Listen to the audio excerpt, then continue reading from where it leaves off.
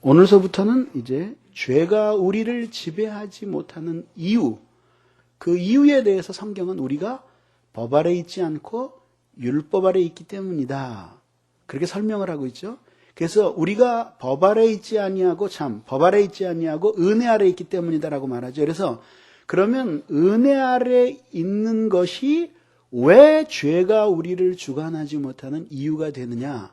그거를 차례차례 몇 주에 걸쳐서 나가겠는데 오늘은 한 가지만 하겠습니다. 그게 뭐냐면 복음이 죄를 이길 힘을 주기 때문이다 라는 것이죠. 사도는 죄가 우리를 지배하지 못하는 근거를 우리가 율법 아래 있지 아니하고 은혜 아래 있기 때문이다 라고 하는 그 이유를 근거로 대고 있습니다. 여기서 법이라고 하는 것은 뭐냐면 율법을 가리키는 거거든요. 근데 오늘 이루어지는 설교가 매우 중요한 게 뭐냐면은 여러분들 중에서 소수의 사람들을 제외하고는 대다수의 사람들이 이 율법이 도대체 뭐고 도대체 율법이 그 신약 성경에서는 그렇게 부정적으로 이야기가 되는데 그 율법이 우리의 신앙에 대해서 갖는 관계가 뭔가, 우리가 율법에 대해서 무조건 적대감을 갖는 이것들이 어느 정도까지 합당하고 어느 정도까지 합당하지 않은가에 대해서 생각이 거의 정돈되어 있지 않습니다. 그래서 오늘 설교를 통해서는 이 문제를 여러분들에게 깔끔하게 정리를 해드리려고 합니다. 그래야지만 여기서 왜 법 아래 있지 않고 그 율법 아래 있지 않고 은혜 아래 있는 것이 죄가 우리를 주관하지 못하는 이유가 되는지에 대해서 이해할 수 있기 때문이죠. 우리들이 율법을 하나로 생각하면 안 되고 율법을 두 종류로 나누어서 생각을 해야 됩니다. 종류보다는 그 분류인데 하나는 넓은 의미의 율법이고 또 하나는 좁은 의미의 율법입니다. 넓은 의미의 율법은 인간과 세상에 대한 하나님의 생각과 당신이 가지고 계신 의지를 흠없이 계시해 주신 총체를 가리켜서 넓은 의미의 율법이라고 부릅니다. 그러니까 이 율법은 절대로 부정적인 것만은 아니에요. 그래서 시편 19편 같은 데 보면은 신약에서 그렇게 부정적으로 보는 그 율법을 통해서 시인이 어떤 경험을 했냐 하면 율법은 나의 영혼을 소생시키나이다 고백을 했다고요. 그리고 시편 119편에 가면은 주의 율례가 진토에 붙은 내 영혼을 소생시키셨사오며 주의 율법이 하나님의 법이 송이꿀보다 더 달다고 고백을 하고 그 율법을 주신 하나님께 하루에 7번씩 감사하고 자다가 일어나서도 그 율법 때문에 하나님을 찬송하는 이것은 신약에서 이야기하는 그 율법이 아니라는 거죠.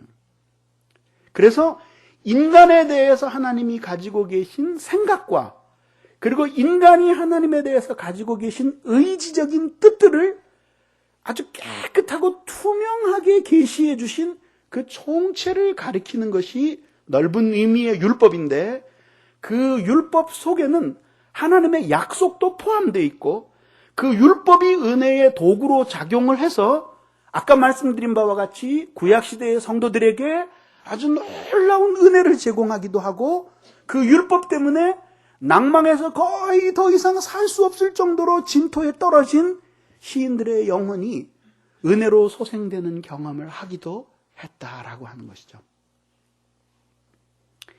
그런데 이제 문제가 되는 것은 그 넓은 의미의 율법이 아니라 좁은 의미의 율법입니다.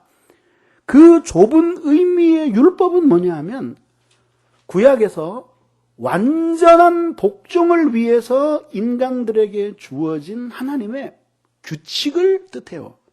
그래서 그 율법은 지키면은 살고 어기면은 죽는다고 하는 살벌한 강제 조항과 함께 들어오는데 그 율법 속에는 아까 넓은 의미의 율법에서 인간들이 경험하던 자신의 영혼을 소생시키시고 지키고 하나님의 거룩한 이 성품을 맛보게 만들었던 그런 놀라운 회복의 은혜, 회복의 사랑 같은 것들을 전달해 주는 도구가 아니다라고 하는 것이죠. 이 넓은 의미의 율법은 다시 구약에서 크게 둘로 나뉘어지는데, 하나는 에덴 동산에서 주어진 율법이었고 또 하나는 시내산에서 주어진 율법이었습니다. 에덴 동산에서 주어진 율법은 그 율법을 받은 사람들이 인류의 대표자인 아담과 하와였죠. 처음 조상들에게 주어진 율법이었고, 타락하지 않았더라면은 모든 인간들을 머리로 한 아담과 하와에게 주어진 율법이었기 때문에 모든 후손들에게 또한 함께 동시에 주어진 율법이기도 했습니다. 그것은 뭐냐면 모든 세상을 창조하신 다음에 동산 중앙에 선악을 알게 하는 나무를 두셨잖아요. 그리고는 거기에다가 대고 명령을 하셨는데, 모든 것은 너 마음대로 주관하고 다스리는데 동산 중앙에 있는 선악을 알게 하는 저 나무의 실과는 먹지 말아라. 먹는 날에는 정녕 죽는다. 그럼 반대로 안 먹으면 계속 산다. 그거였죠. 거기에는 왜라는 이유가 필요가 없었습니다. 그건 인간의 경험에 의해서 안 먹는 것이 좋다라고 나온 게 아니라 어려운 말로 선험적으로 인간의 체험을 넘어서서 하나님이 이게 내 뜻이다 그리고 일방적으로 보여주신 거죠. 그리고 만약에 따먹으면 그것은 나를 향한 도전과 반역으로 알고 그리고 너를 죽이겠다라고 하는 그것이었습니다. 그렇게 하나님께서 주신 이유는 무엇 때문이냐 하면은 이것을 통해서 창조된 인간에게 그들의 전적인 의무가 무엇이고 그리고 절대적으로 하나님 앞에 져야 할 그 복종의 자세가 어떤 것인지를 인간에게 가르쳐 주심으로써 하나님과 인간 사이에 있는 선을 분명하게 하시기 위함이었죠. 그래서 동산에 다 돌아다니면서는 자기가 하나님하고 별로 구별이 안 되는 거예요. 근데 동산 중앙에 있는 분명히 눈에 잘 띄는 나무였을 거예요. 그 나무 앞에 딱 와서는 아담과 하와가 딱 보면서 저 실과를 따먹지 말라고 명령하신 그 계명이 생각나면서 하나님과 자신 사이에 격차가 있다는 사실을 깨닫고 그거를 통해서 유치에 들어가게 되면은 우리가 이렇게 동산에서 우리 것인 것처럼 뛰어다니면서 먹고 놀고 살지만 동산 중앙에 딱 와보니까 생각나는 게 있는데 참 하나님이 우리를 창조하셨고 그리고 우리는 이 모든 피조물들과 함께 주님의 손에 의해서 창조된 그런 피조물일 따릅니다. 그래서 우리는 그분의 뜻에 복종하며 살아야 된다라고 하는 것을 깨닫게 하시기 위해서 하나님이 그런 율법을 정해 놓으신 것이죠. 그래서 그것을 그러한 하나님의 율법에 잘 순종하고 가만히 머물러 있는 동안에는 그가 의로운 사람이에요. 근데 의로운 사람으로 머물러 있는 그것이 바로 하나님이 그 사람들에 대해서 가지고 계신 하나님의 뜻이었어요. 그러니까 그걸 통해서 하나님이 통치하시는 거죠. 그들을 통치하시는 거죠. 하나님은 안 보여도 그 나무를 보면서 하나님의 명령을 생각하면서 그 법을 생각하면서 순종하고 살아가는 거죠. 그런데 이것은 더 큰 은혜를 주시기 위한 것이 아니라 하나님의 뜻에 맞게끔 처음 창조된 인간을 다스리시기 위한 하나님의 방법이었단 말이죠. 그래서 선악과는 그게 인간을 걸려 넘어뜨리게 하는 것이라기보다는 인간으로 하여금 자기가 누구인지를 깨닫게 하는 훌륭한 표지판이에요. 그래서 돌아다니면서 뭐든지 자기 마음대로 할 때는 자기가 창조준 것처럼 그렇게 착각을 할 수 있었지만은 거기서 동산 중앙에 있는 선악과를 딱 보면서 먹으면 정녕 죽는다.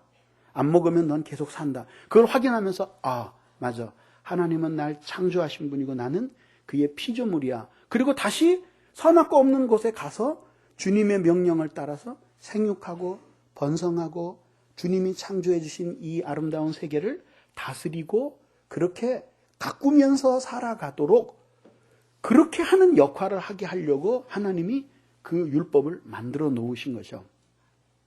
그러나 그 율법에는 죄를 막는 능력도 없고 또 들어오면은 그 죄를 쫓아낼 수 있는 어떤 힘도 없었습니다. 이것이 처음 하나님께서 에덴 동산에 주신 율법이었습니다. 그것을 지키질 않았죠. 그리고 결국 불순종했고 그래서 죄는 들어오게 되었고 사망이 우리 위에 왕노릇하게 되었습니다. 그러다가 두 번째 시내산에서 율법이 주어지게 되는데 이 율법은 처음 있는 그 율법보다는 훨씬 더 구체적이고 그리고 그 율법이 이제는 나라에 주어졌다는 점에서 볼 때에 처음 에덴 동산에서 주어진 율법하고는 양상이 달랐습니다. 애굽에서 이미 300만 가까운 된 사람으로 탈출을 했고 그리고 시내산에 머물면서 거기서 하나님께로부터 율법을 받는데 아주 상세하게 제공을 받습니다. 근데 그 율법 속에는 처음과 마찬가지로 지키면 살고 어기면 죽는다는 계명이 들어오는데 좀 더 발전을 해서 지키면 하나님이 복을 많이 주시고 어기면은 하나님이 죽이실 것이다라고 하는 무시무시한 심판이 함께 들어오게 되는 것입니다.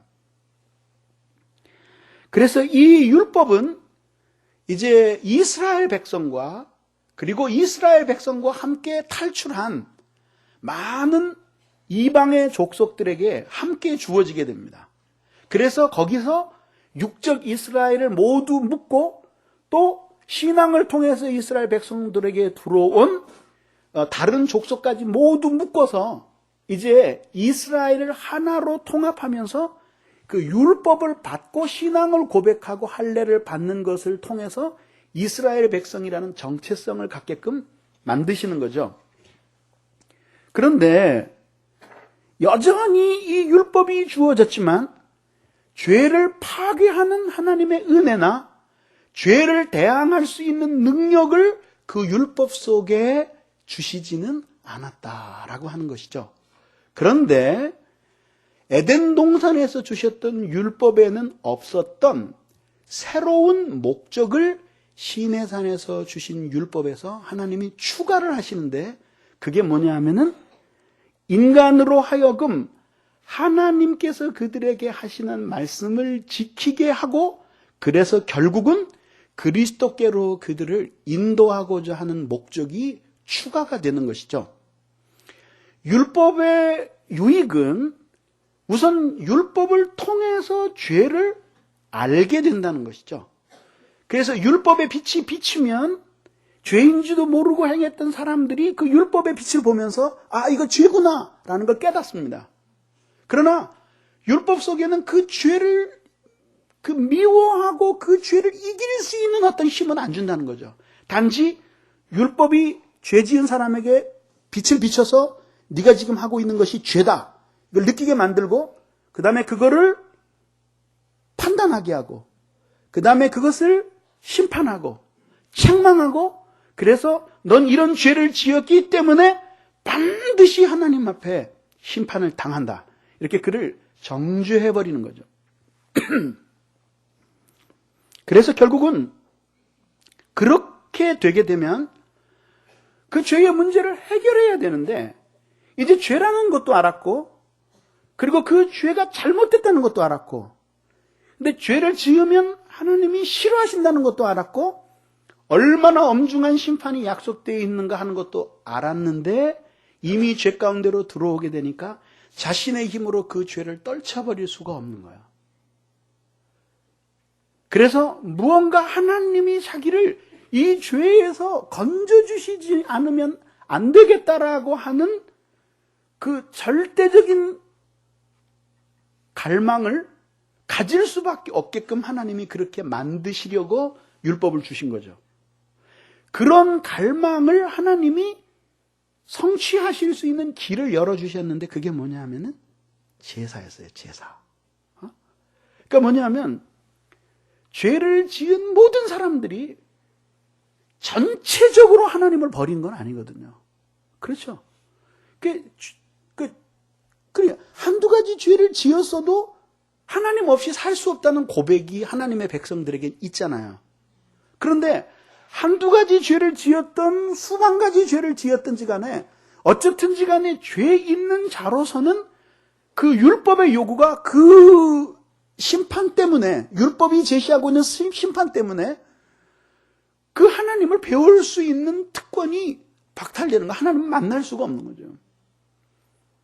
그러면은 결국은 구약에 있는 모든 백성들이 하나님을 절대적으로 만나는 것이 불가능할 거란 말이죠. 심지어는 그렇게 거룩했던 모세까지도. 그러니까 하나님이 제사라고 하는 길을 열어주시는 거예요. 그래서 어떻게 하냐면 죄는 있는데 하나님을 만나야 되겠어요. 성전으로 올라가는 거죠. 성막으로. 그래서 짐승을 데리고 가죠. 이제 자기가 양을 길렀다 그러니 그 양을 데리고 가는 거죠. 제사장 앞에서 손을 얹고 기도를 하는 거죠. 그러면 그 순간 자기의 죄가 양에게로 옮아가는 거예요. 그러니까 이건 물리적인 게 아니에요. 그러니까 사실 이게 말도 안 되는 거죠. 무슨 죄를 지었는데 자기가 이렇게 짐승한테 손을 얹고 기도한다고 이게 죄가 무슨 뭐 이걸 혈관을 타고 글로 가냐 이거야.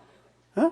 그러니까 이게 사실은 물리적인 이치로 따지면 말도 안 되는 건데 그렇게 함으로써 하나님이 율법에 의해서 죄인이라고 정죄받고 도저히 하나님을 만날 수 없는 사람들에게 임시 방편적으로 하나님을 만나고 하나님께로부터 영향을 받을 수 있는 길을 임시적으로 열어주시는 거예요. 그러니까 하나님이 그렇게 하시기로 한 거라 이거죠. 하나님이 정해놓으신 법이에요. 그러니까 손을 얹고 그리고 간절히 기도하면 자기가 많은 죄를 지은 것이 회개하면서 기도하면은 이 죄가 양에게로 전가되는 거죠.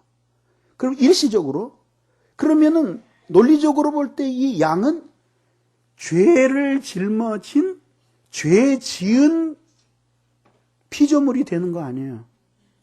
그러니까 하나님이 그렇게 죄를 지은 죄를 지은 자에게는 약속되어 있는 것이 죽음이고 심판이거든요.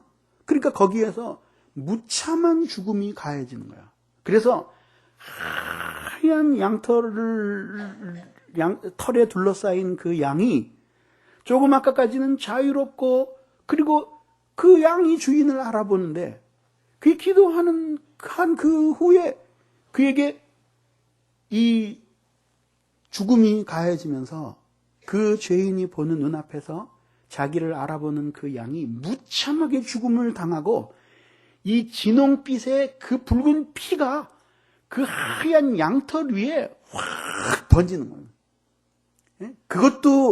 그것도 충분하지 않아서 짓이겨지면서 거기서 막 피투성이가 되고 거기서 그 양이 죽지 않으려고 몸부림치면서 막 그 쏟는 배설물과 그 튀는 그 피 막 이런 것들이 낭자하게 번지는 가운데 그 껍질이 찢겨 발겨지고 그 다음에 배가 갈라지고 내장이 파헤쳐지고 그러면서 그게 그 제단 위에서 불태워지는 거예요. 거기서 그 사람이 정상적인 이스라엘 백성이었다면은 거기에서 그 두 가지를 느끼지 않을 수가 없었던 거예요. 하나는 뭐냐 하면은 죄에 대한 무서운 하나님의 심판. 그리고 또 하나는 죄는 내가 지었는데 죄와는 아무 상관없는 어린 양이 그 죄를 짊어지고 무참하게 죽임을 당함으로써 나에게는 그 죄에도 불구하고 그 하나님이 자기를 만나주신다고 하는 이 은총에 대한 감격, 심판에 대한, 죄에 대한 두려움과 그 다음에 은총에 대한 감격이 거기서 함께 용해되는 거예요. 그러니까 그래서 막 연기가 올라가고 피가 낭자하게 튀고 죄인들의 흐느끼는 울음소리가 있고 이러면서 이제 제사가 쫙 드려지는 거예요.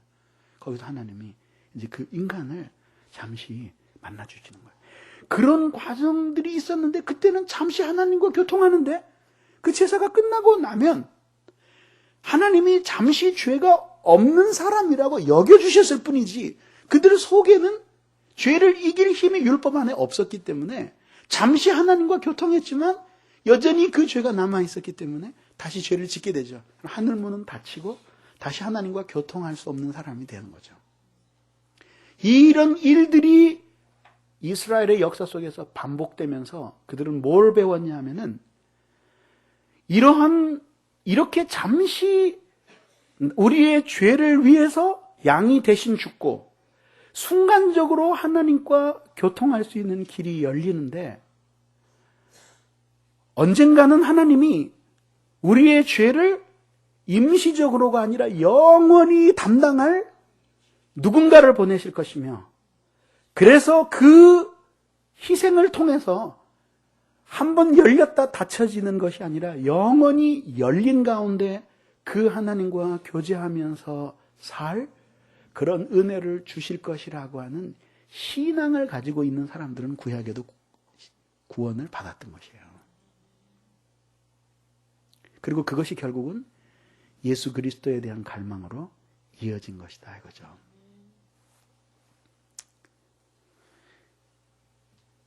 그래서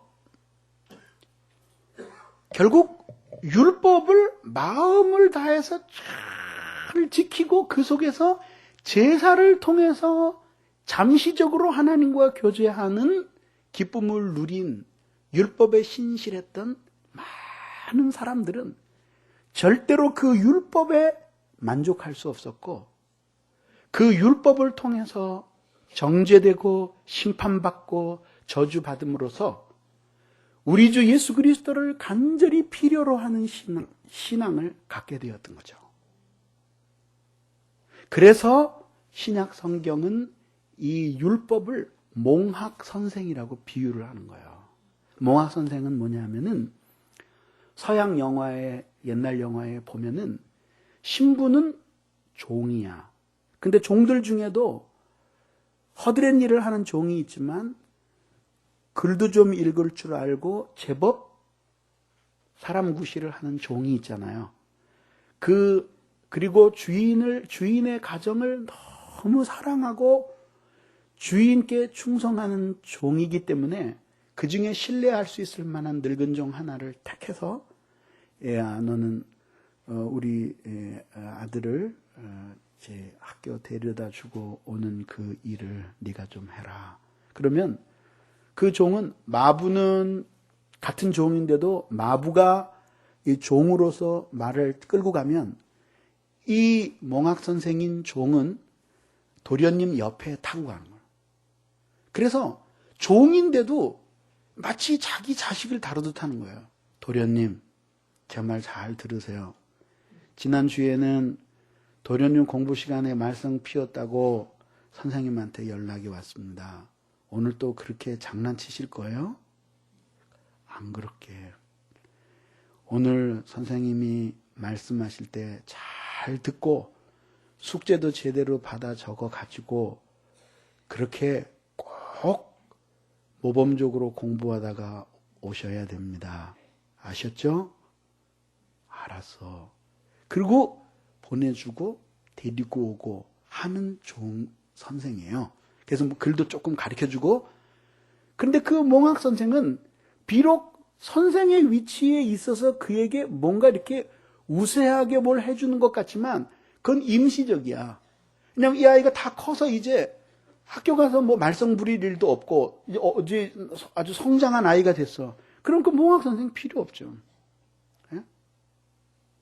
그러니까 그래서 율법을 그렇게 비유하는 거예요. 그러니까 율법이 우리의 손을 이끌고 계속 데려간 게 마지막에 예수 그리스도인 것. 그것이 이 율법을 하나님께서 우리에게 주신 목적이라 이거죠. 이것이 시내산에서 주어졌을 때 추가가 된 거라는 거죠. 그래서 율법이 무엇인가를 우선 첫 번째 알아봤어요. 두 번째는 뭐냐 하면 하나님이 인간을 다스리시는 방식이에요. 질문을 하나 할게요. 하나님이 이 세상에 있는 믿는 자들만을 다스리셔요? 믿지 않는 자들도 다스리셔요? 그러면 보겠어요? 하나님이 믿는 자들만을 다스리시는 것이 아니라 믿지 않는 자들도 다스리시죠? 그러면 다스리려면은 뭐가 필요해요? 반드시 법이 필요하죠. 법이 없으면 다스릴 수가 없습니다. 여러분들은 자녀를 기르면서도 자녀가 로봇가 아니기 때문에 규칙을 정해놓고 규칙대로 살게 하죠. 그렇죠? 자녀 보고 일어나. 그러면 자녀가 딱 일어나서 가만히 있어. 화장실로 가. 그럼 가. 너 가만히 있어. 칫솔 들어. 그 칫솔 들어. 약 발라. 약 발라. 입에다 넣어. 움직여. 이 위에 아래. 그렇게 하지는 않잖아요. 그죠? 일어나라. 그럼 얘가 일어나가지고 세수하고 그 다음에 다 말 안 해도 그 다음에 밥 먹고 그 다음에 가방 챙겨서 제 시간에 딱 학교 가. 그리고 2시면 오게 되어 있는데 5시에 온 날은 애가 저 바깥에서부터 눈치를 보는 거예요. 뭘 어긴 거죠? 법을 어긴 거죠. 그렇잖아요. 그러니까 법에 의해서 다스리는 거예요. 대통령이 있어야지만 건널목 지키는 건 아니잖아요. 법만 정해놓으면 그 법 안에서 움직이는 거예요. 그러니까 그게 다스려지는 거죠. 전체적으로. 그거거든요. 근데 잘 들으세요. 굉장히 중요한 대목입니다. 다스리는데, 하나님이 다스리시는데, 하나님이 이 세상에 있는 모든 인간을 다스리는 방식이 둘 중에 하나예요. 율법으로 다스리시든지 은혜로 다스리든지 둘 중에 하나예요. 그래서 불신자들은 하나님이 율법으로 다스려요. 그것을 오늘 표현하기를 법 아래 있다. 율법의 다스림 아래 있다. 그런 이야기죠. 그럼 이제 이 세상에 있는 신자들만 하나님의 요구대로 살면 돼요? 아니면 모든 불신자들도 하나님의 요구대로 살아야 돼요? 불신자들도 마찬가지죠. 그러기 위해서는 하나님의 요구대로 살기 위해서는 제시된 하나님의 요구가 있어야 될 거 아니에요. 예? 그러니까 다시 불신자는 둘로 나뉘는데 율법을 받은 사람과 율법을 안 받은 사람이 있다 이거죠. 예를 들자면 구약의 율법을 받은 유대인, 시내산에서 받은 사람들뿐만 아니라 그 후에 성경을 통해서 그 율법이 계속 가르쳐졌던 사람들은 여기에 속해요. 율법을 받은 유대인들이에요. 그들은 뭘 통해서 하나님이 다스리냐면 그 율법을 가지고 다스리시는 거예요. 그 율법에 적혀 있다 이거예요. 좁은 의미의 율법이 있다 이거죠. 이걸 하고 이걸 하지 말고 이렇게 살고 이렇게 살아라. 그 율법이 있다 이거죠. 그것에 의해서 다스리시는 거죠. 그거 잘 지키면 하나님이 복을 주시고 그걸 어기면 하나님께 심판을 받는 거죠. 그러면 율법을 그렇게 받지 않은 대다수의 사람들이 있다. 구약 시대에는 이방인들이 있을 것이고 오늘날의 시대에는 불신자들이 있을 거란 말이죠. 그럼 그 사람들은 하나님이 어떻게 다스리시는가? 율법으로 다스려요. 그 사람들도. 근데 율법을 몰랐는데 어떻게 그렇게 율법으로 다스리시느냐?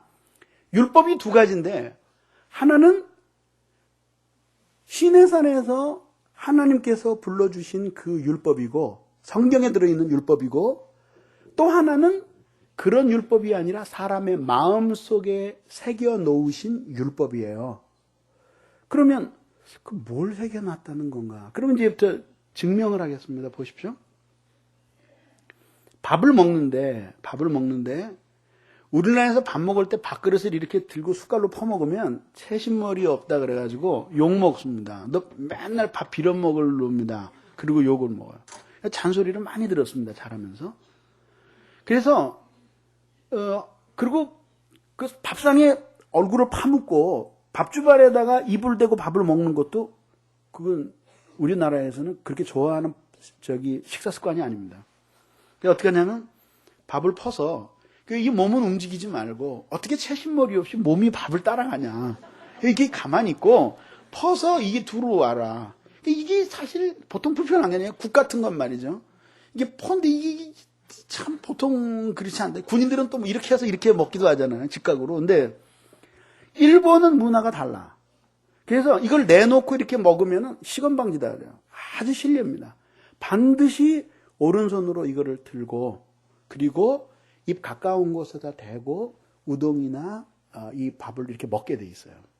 그게 예의 바른 식탁 예절이에요. 이런 것들은 나라마다 조금씩 다 달라요. 그렇죠? 우리나라에서는 일로 오라 그러죠. 서양에서는 이렇게 오라 그러는데 우리나라에서는 이건 개 부를 때 쓰는 거야. 그러니까 이렇게 다르다 이게요. 근데 이거는 선악하고는 관계가 없는 거예요. 다만 그 나라의 문화 속에서 어떤 이유인지 모르지만 그렇게 사람들 속에서 정착된 거죠. 그렇지만 이런 문화의 다양성과는 상관없이 도덕 속에는 놀라운 일치가 있다 얘기죠. 일치가. 예를 들자면 이렇게 문화처럼 도덕이 다양하다면은 동양에서는 사람을 죽이는 것이 형벌받을 무서운 죄인데 서양에서는 그게 오락처럼 받아들여야 되잖아요. 예? 근데 그렇지가 않고 서양에서는 부모를 공경하라 그러는데 동양에서는 그 부모 반 죽여라 그렇게 안 가르친다 이죠. 서양에서는 친구들을 신뢰로 대하라 그러고 동양에서는 그 속여 먹으라고 그렇게 안 가르친다 이거죠. 이런 것들이 아프리카 토인 이제 에스키모 할 것 없이 틀리는 것도 약간 있지만 그건 아주 사소한 차이이고 대부분은 아주 놀라운 일치를 보이고 있다 이거죠. 그래서 경전과 경전 사이에 일치가 많은 거예요. 난 불경은 잘 모르지만은 거기서도 보면은 사람이 막 교만하게 살고 그러면은 계속 뜬다. 그렇게 가르치면 않을 거란 말이지. 예? 그렇죠? 예. 그리고 논어나 공자 같은 데서도 부모 공경을 가리키고 성경도 가리킨다 이거죠. 그게 무슨 컨닝해서 서로 베껴 쓴 게 아니라 하나님이 이 세상의 인간들에게 주신 그 율법이 신의 산에서 준 것만이 아니라 그건 특별한 백성들에게 주신 거고 창조된 하나님의 백성들의 하나님이 창조하신 모든 사람들 속에 하나님의 뜻을 알 수 있는 그 율법을 인간을 창조할 때 그 본성 속에 말하자면 프로그램을 해놓으셨다 이게 코드를. 그렇지 않으면 어떻게 되겠어요? 하나도 합의가 안 되는 거야. 야, 너 부모를 어떻게 해야 되겠냐? 공경해야지. 그 옆에는 그 부모 막대해도 괜찮아. 또 한 사람 뭐냐? 그거는 막대해도 안 되고 공경해도 안 되고 하루는 공경하고 하루는 막대하고 그래야 돼. 이 사람마다 하나도 일치하지 않아. 그럼 세상이 어떻게 되겠어요? 하나님이 세워놓으신 이 창조 세계가 설 수가 없는 거예요. 설 수가. 그러니까 일정한 코드를 인간의 심성 속에다가 하나님께서 심어 놓으신 거예요. 그게 인간이 살아오는 상황과 여건에 의해서 다소 흐려지고 혹은 바뀌는 것 같기도 하지만 그러나 기본적인 질서는 그대로 남아있는 거예요. 그래서 이렇게 생각을 해야 돼요. 여러분들이 흔히 예수 믿는 사람이 대통령이 되고 공직자가 되면 우리나라가 좋아질 거라고 생각되는데 그게 역사 속에서 증명이 됐습니까? 그러니까 그거보다도 더 그런 것도 중요하겠죠. 그거보다 더 중요한 건 뭐냐면은 이 나라라고 하는 것들은 반드시 한 사람 한 사람 속에 신앙이 들어가서 움직여야지만 겨우 나라다운 나라가 되는 게 아니라 세상 나라를 얘기하는 거예요. 그러나 그게 아니라 이 법과 원칙과 질서를 지키면서 살아가는 이 본성의 율법을 따라가는 사람들이 많을 때 나라는 합리적이고 제대로 돼가는 거예요. 그러잖아요. 그러니까 그렇게 되면은 좋은 나라가 되는 거지. 근데 그 사람들이 모두 예수를 잘 믿는 사람이면 어떻게 돼요? 나라다운 나라가 되는 게 아니라 교회다운 나라가 되는 거예요. 교회가. 그러니까 얼마나 놀랍겠어요. 그죠? 예. 그렇게 되는 거거든요. 그래서 하나님이 이게 다 새겨 놓으실 법이 있는 거예요. 그래서 보자요. 뭐냐면은, 그 하나님의 존재를 믿지 않아. 그런 사람들은 대개 내세도 안 믿죠. 그럼 무슨 얘기냐면은, 선하게 살아가든 악하게 살아가든지 간에 내세는 없고, 형벌도 없고, 보답도 없다 이거죠. 왜냐하면 그거를 전체적으로 움직여서 이렇게 공급해주고 저렇게 공급해주고 그러는 절대자가 안 계시니까. 그런데도 신기한 건 뭐냐면은 하나님의 존재를 절대로 안 믿는 사람인데도 선을 행하고 잠자리에 든 날은 피곤해도 달콤해요. 잠이 오고, 악을 행하고 못된 짓을 한 사람은 하나님이 없다고 굳게 믿는데도 잘 때도 도저히 잠을 이룰 수가 없고 잠들면 가위에 눌리고 시달리는 거예요. 그게 뭐냐면 신앙과는 상관없이 그 사람 속에 본성적인 율법이 새겨 있는데 이 코드대로 안 사니까 죄인들 속에서 이것이 작동을 하면서 인간에게 고통과 괴로움을 주고 양심이 넌 왜 이런 짓을 했냐 그러고 고발을 하는 거예요. 그래서 윤리학에서는 이 윤리를, 이 인간이 있는 이 도덕심을 하나님의 음성이라고 그렇게 불러요. 윤리학에서는 양심을. 그러니까 그런 율법을 안 가지고 있는 사람이 아무도 없다 이거예요. 그래서 로마서에서도 이야기하는 것이 바로 그거예요. 그래서 이 사람 속에 다 그런 율법이 있고 분명히 그 하나님의 신성인 만물 속에 나타나 있고 가슴 속에 코드로 새겨져 있기 때문에, 그러니까 자기가 시내 산에서 율법을 못 받았다고 하더라도 그 율법대로 심판을 받는 거죠. 그러니까 그것을 통해서 하나님이 이 세상을 다스리시고 불신자들을 통치하시고, 그리고 크리스찬이 아닌 그 유대인들을 하나님께서 다스리시는 거야. 근데 이제 문제는 뭐냐면 그렇게 받은 그 율법은 자기가 죄가 무엇이라는 걸 발견하고 그 죄를 판단해주고, 그래서 그 죄를 때문에 죄를 지은 사람을 책망하고 심판하고, 그리고 너는 죄를 지은 놈이다 라고 고발을 해서 괴롭게는 할 수 있는데 그 죄를 끊거나 이기거나 이렇게 할 수는 없다 이거죠. 그러면 결국 어떻게 되냐면은 율법을 하나님이 그렇게 주셨으니까 그 법을 주신 후에는 그 법을 따라서 살지 못하는 사람들에게는 하나님이 그 법을 따라서 그들을 심판하시는 거예요. 그러면 이 법 아래 있는 사람들은 절망적이겠네요 하는 대답이 나오잖아요. 그 바로 보신 거예요. 절망적이에요. 하나님이 율법을 통해서 그들을 다스리시는데, 근데 그 율법을 통해서 다스리시는데 그 율법이 죄를 지적은 해주고 죄를 느끼게는 만들어주는데 그 죄를 극복할 수가 없어요. 그래서 그 아래서 그 율법을 통해서 다스림을 받다가 결국은 어떤 사람들은 율법을 많이 범했고 어떤 사람은 율법을 적게도 범했는데, 율법이라는 것이 히브리어 성경에도 그리고 여기에 나와 있는 그 신약 성경에도 구약엔 토라, 그리고 이 신약 성경에는 노모스예요. 모두 단수입니다. 그러니까 무슨 얘기냐면 율법이 막 쪼가리 찢어지는 게 아니라 하나야. 하나기 때문에 지키면은 다 지키는 거고 안 지키면 다 어기는 거지. 하나는 지켰고 하나는 안 어겼다. 그런 거 없다 해야죠. 그런 거 없다 해야죠. 그러니까 그렇게 율법을 어기게 되니까 그 사람들에게는 반드시 하나님의 진노와 심판이 있는 거예요. 그걸로 하나님께서 불신 세계들을 하나님이 다스리시는 거예요. 다스리시는 거예요. 그래서 결국은 이 세상에서도 적절하게 심판을 하시고 마지막에 세상 끝날에는 완전히 그 모든 것들을 청산하시면서 하나님이 심판하시는 거예요. 그래서 많은 사람들이 그렇게 하나님이 다스리는 속에 어떤 질서가 있다는 것을 막연하게 깨닫는 거예요. 그래서 하나님을 인정하지 않는 사람도 뭐라 그러냐면 선한 끝은 없어도 악한 끝은 반드시 있다.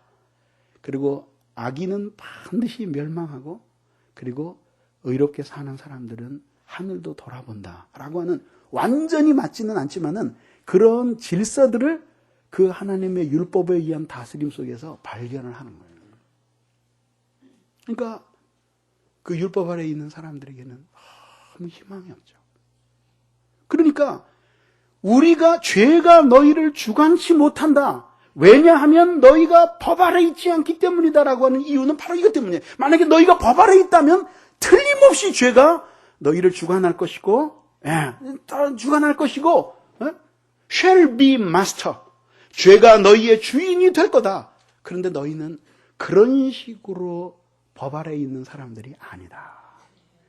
그 다음에 하나님이 이제 다스리시는 사람이 또 남아있는데 그게 누구냐면 신자잖아요. 근데 그 신자는 율법으로 다스리시는 것이 아니라 은혜로 다스리셔요. 은혜를 통해서 우리를 다스리신다. 그게 무슨 뜻이냐면 이런 뜻이에요.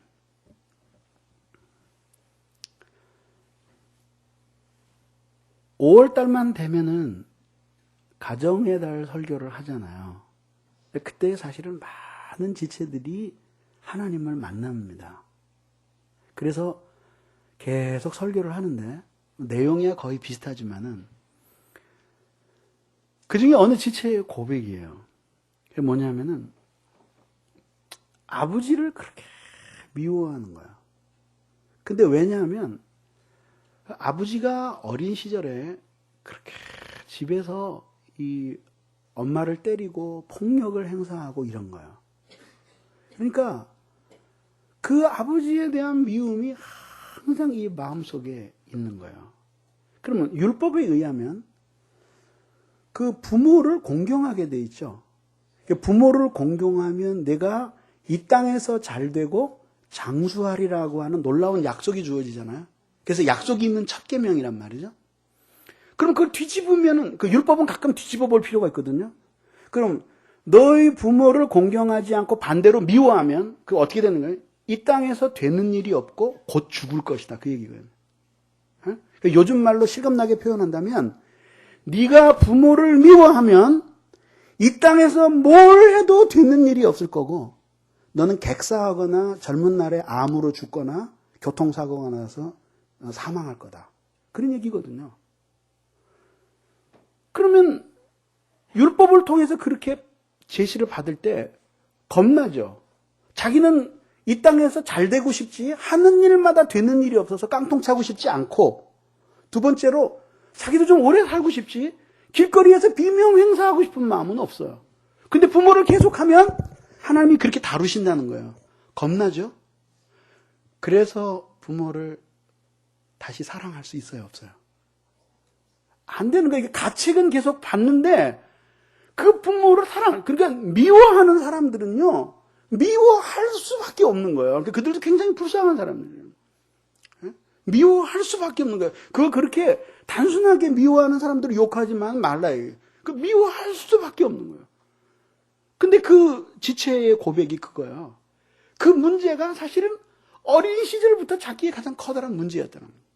예수님을 믿고도 머릿속으로는 그러면 안 된다는 걸 알고 그러고 하나님 앞에 부흥회 같은 거 하면 항상 회개를 하는데도 이게 안 되는 거예요. 너무 받은 상처가 크고 그러니까. 근데 율법으로 그런 거를 이러면 안 된다라고 하는 걸 하나님이 꽉 이렇게 자극을 시켜주셔도 너 그것 때문에 네가 기도해도 내가 기도 안 들어준다. 이런 것들이 가끔 오는데도 그때마다 가슴 아파서 눈물을 흘리지만은 자기도 어찌 할 수 없는 거지. 미움을. 그런데 한 3, 4년 전, 한 4, 5년 전에 어버이 주일 때 똑같은 설교가 이제 행해졌어요. 근데 그 설교를 들으면서 깊이 은혜를 받은 거야. 응?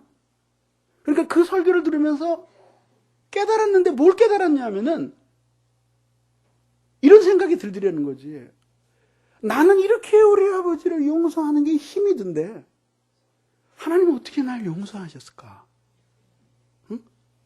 어떻게 지금은 우리 아버지가 그래도 예전에 잘못한 것들을 잘못했다고 말씀하시면서 우리를 따뜻하게 해주시려고 그래도 내가 못 용서하는데, 내가 아버지가 나를 아프게 한 것보다 훨씬 더 지능적으로 오랜 세월을 주님의 마음을 그렇게 아프게 해드리면서 후벼파면서 죄와 불순종 속에 살았는데 하나님은 어떻게 용서하셨을까? 그때 뭐가 느껴지냐면은 그 하나님의 아픔. 머리에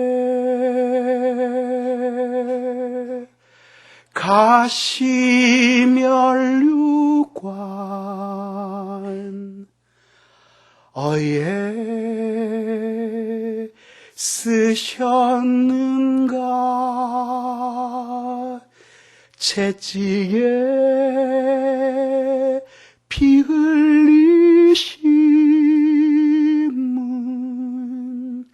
누구의 죄값인가. 그러면서 바로 하나님이 자기를 용서하기 위해서 아들이 십자가에 매달려서 그 가시면류관과 못 박힌 손과 발, 낭자한 채찍에 맞은 그 피로 얼룩진 상태에서 나의 하나님 어찌하여 나를 버리시나이까 하면서 그 뼈저린 고통이 있었기 때문에 하나님이 저를 용서하셨다는 생각을 하게 됩니다. 그러면서 통곡이 쏟아져 나온 거야. 통곡이 나온 거야. 이렇게 쓸데없는 인간을 용서하기 위해서 하나님은 아들이 십자가에서 매달리는 그 쓰라린 고통도 모두 맛보셔서 나를 용서해 주셨는데 나는 아버지를 이렇게 용서하지 않고 있구나. 그러면서 용서하시는 하나님의 사랑이 확 밀려들어요. 그러고 나니까 그 아버지를 용서할 힘이 생겨나는 거야. 그러니까 뭐냐면 그때 용서하는 건 뭐냐면 이 땅에서 잘 되고 장수하고 싶어서 용서하는 게 아니라 예수님이 나 같은 인간을 위해서 십자가에서 죽으시고 그리고 그렇게 하나님 거스리면서 살아온 이 불순종한 죄인 중에 괴수와 같은 나를 죽으셨구나 생각하니까 하나님의 은혜가 확 밀려들어오는 거예요. 그러니까 신기하게 도저히 용서할 수 없었던 그 아버지의 뒷모습이 떠오르면서 그 가냘픈 어깨가 그렇게 쓸쓸해 보여서 이 통곡이 터져 나옵니다. 그러면서 뭐냐 하면 그 아버지가 자신의 어린 시절을 어둡게 만든 장본인이 아니라 그 죄와 영혼의 어둠 속에 시달리면서 그렇게 살 수밖에 없었던 목자 잃은 양같이 유리하는 고생하는 한 마리의 상처받은 양으로 떠오르는 거예요. 그러면서 마음이 팍 녹는 거예요. 그리고 이제는 누가 상처를 줬냐 받았느냐 그게 문제가 아니라 어떻게 하면 우리 아버지가 이젠 어둠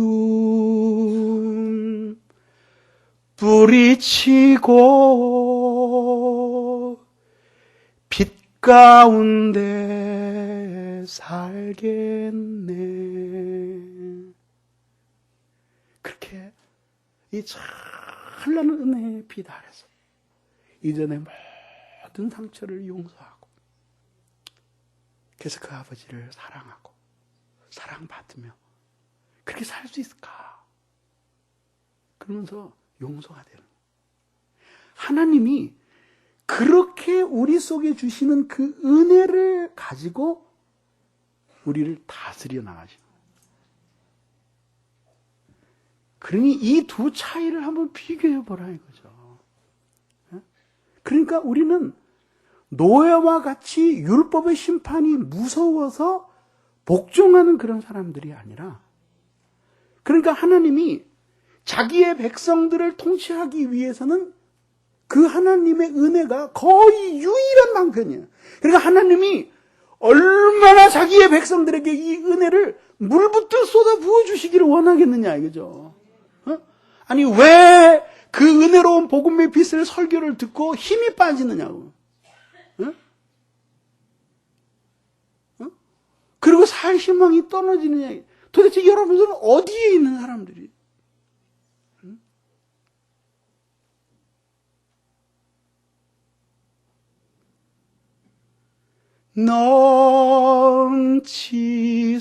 넘치소서 은혜와 긍휼을 열방 중에 부으소서.